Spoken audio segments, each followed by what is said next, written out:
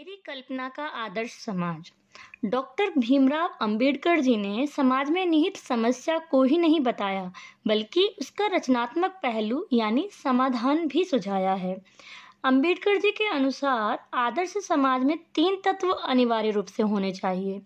पहला बंधुता, दूसरा स्वतंत्रता और तीसरी समानता।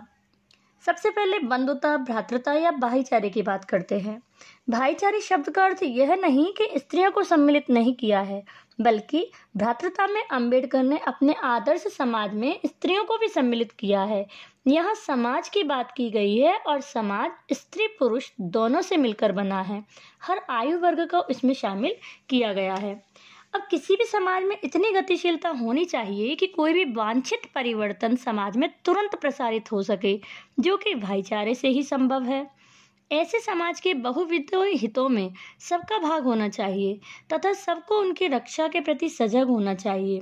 दूध पानी के मिश्रण की तरह भाईचारा हो, और इसी का दूसरा नाम लोकतंत्र है, क्योंकि लोकतंत्र वास्तव में सामूहिक जीवनचर्या की एक रीति तथा समाज के सम्मिलित अनुभवों के आदान प्रदान का नाम है, जिसमें अपने साथियों के प्रति श्रद्धा व सम्मान का भाव होना चाहिए।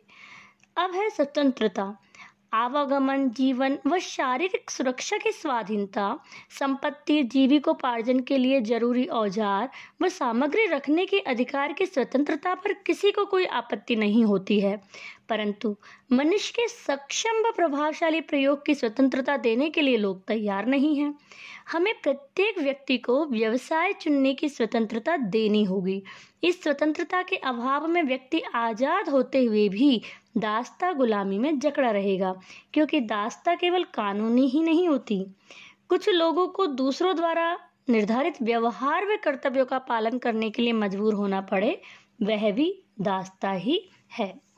अब है तीसरी समता। फ्रांसीसी क्रांति के नारे में समता शब्द सदैव विवादित रहा है। समता के आलोचकों का तर्क कि सभी मनुष्य बराबर नहीं होते तथ्य होते हुए भी विशेष महत्व नहीं रखता, क्योंकि शाब्दिक अर्थ में समता असंभव होते हुए भी यह नियामक सिद्धांत है। मनुष्य की क्षमता 3 बातों पर निर्भर रहती है: शारीरिक वंश परंपरा, दूसरा सामाजिक उत्तराधिकार। इनके कारण सभ्य समाज जंगली लोगों की अपेक्षा विशिष्टता प्राप्त करता है। विशिष्ट लोगों के यहाँ जन्म लेने पर स्वतः ही विशिष्टता प्राप्त हो जाती है। और अंत में तीसरी, मनुष्य के अपने प्रयत्न। इन तीनों दृष्टियों से निसंदेह मनुष्य समान नहीं होते। अंबेडकर जी के अनुसार उच्च वर्ग के लोग उत्तम व्यवहार के मुकाबले में निश्चय ही जीतेंगे, क्योंकि उत्तम व्यवहार का निर्णय भी संपन्नों को ही करना होगा। मनुष्य के अपने प्रयत्न मनुष्य के वश में हैं, परंतु वंश व सामाजिक उत्तराधिकार प्रतिष्ठा उसके वश में नहीं है। अतः वंश और सामाजिकता के नाम पर असमानता का व्यवहार सर्वथा अनुचित है।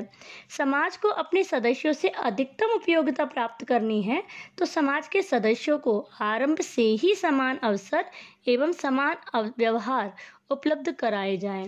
जिस प्रकार एक राजनेता को अनेक लोगों से मिलना होता है, उसके पास हर एक व्यक्ति के लिए अलग व्यवहार करने का समय नहीं होता। ऐसे में वह व्यवहार्य सिद्धांत का पालन करता है, सब मनुष्यों के साथ समान व्यवहार करता है। वह सबसे समानता का व्यवहार इसलिए करता है क्योंकि वर्गीकरण व श्रेणीकरण संभव नहीं है। भले ही समता एक काल्पनिक वस्तु है, फिर भी राजनीतिज्ञों के लिए यही एकमात्र रास्ता है। मेरी कल्पना का आदर्श समाज। डॉक्टर भीम